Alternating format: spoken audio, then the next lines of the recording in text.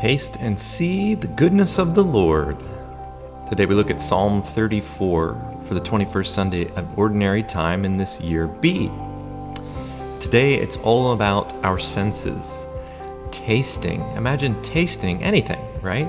The sense of taste and of seeing, of actually seeing with our own eyes something. There's two very potent senses that we look at today.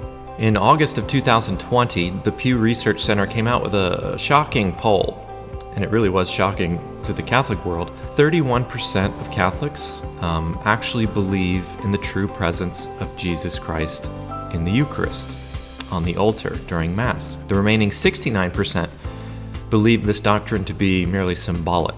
So these were shocking findings by the research. And it's really quite similar to the reaction of people in our gospel reading today. So in today's gospel, in John chapter 6, Jesus is preaching about the literal nature of himself as the bread of life. And he actually says, I am the bread of life. Of course, I am is being significant because he's almost using the name of God there, right? When God speaks with Moses in the burning bush, he says, I am who I am. So the Jews understood I am to mean you're saying you are God. And they actually wouldn't even use those words. And so Jesus says I am here in John chapter 6 7 times. And in John's gospel, John uses an interesting Greek word for eat. And there's two Greek words for eat. There's tragon and phagon. Tragon is just a very generic word for eating anything in any particular manner. But John here switches the word out for phagon, which is a very graphic sort of crunching and gnawing kind of eat word that he chooses there in phagon. So Jesus is really being very literal here about being the bread of life. That's why Catholics hold so dearly to this doctrine. So as Jesus is preaching to, 1,000 people, who knows, in this large field, there are three groups that he's preaching to. The first group is the Jews, the next group is the disciples, and the final group is the 12, the apostles.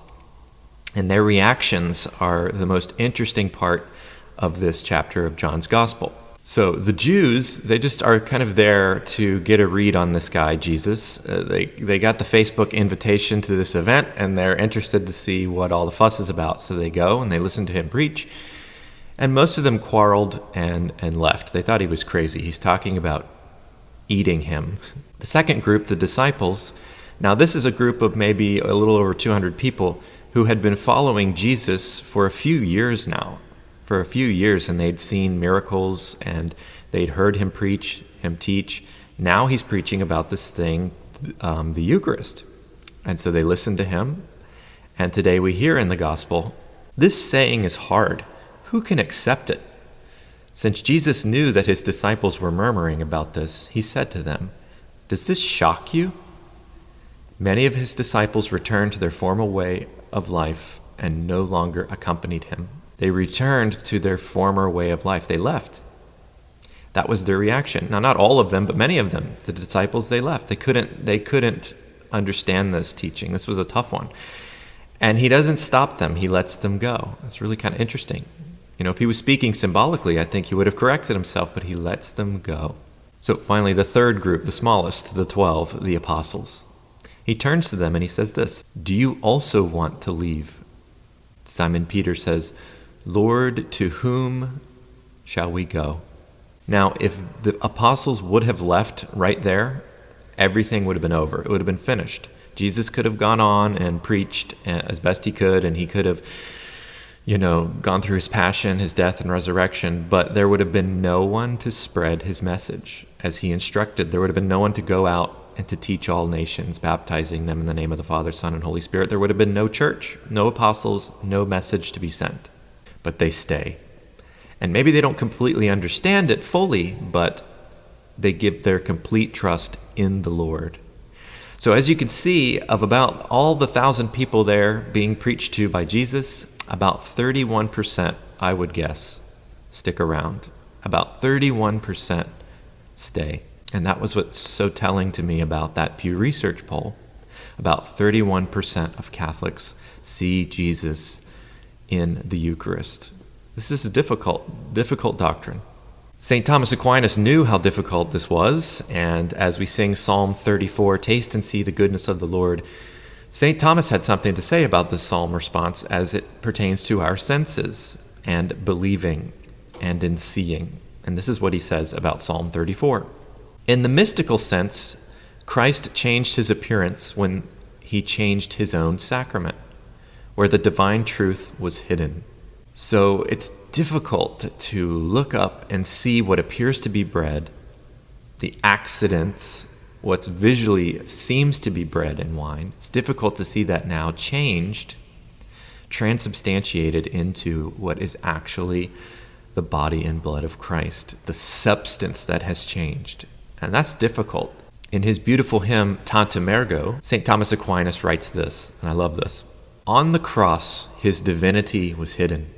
In the Eucharist, his humanity is hidden.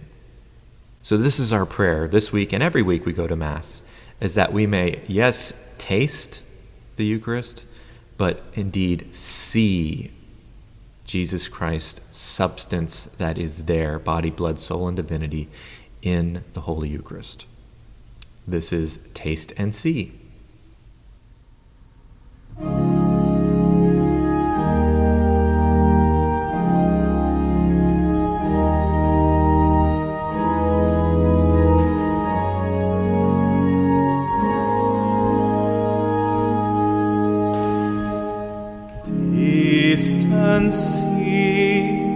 Taste and see the goodness of the Lord.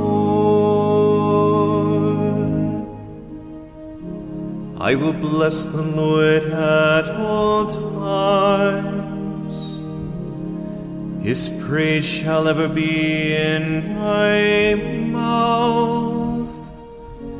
Let my soul glory in the Lord. The lowly will hear me and be glad. Taste and see the goodness of the Lord.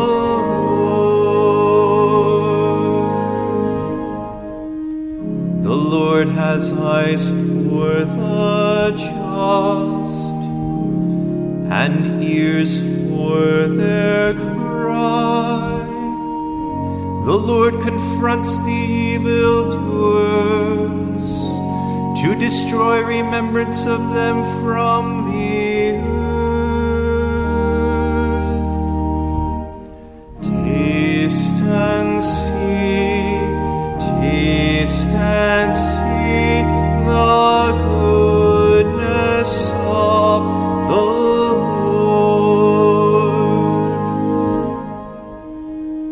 When the just cry out, the Lord hears them, and from all their distress he rescues them. The Lord is close to the broken-hearted, and those who are crushed in spirit he saves.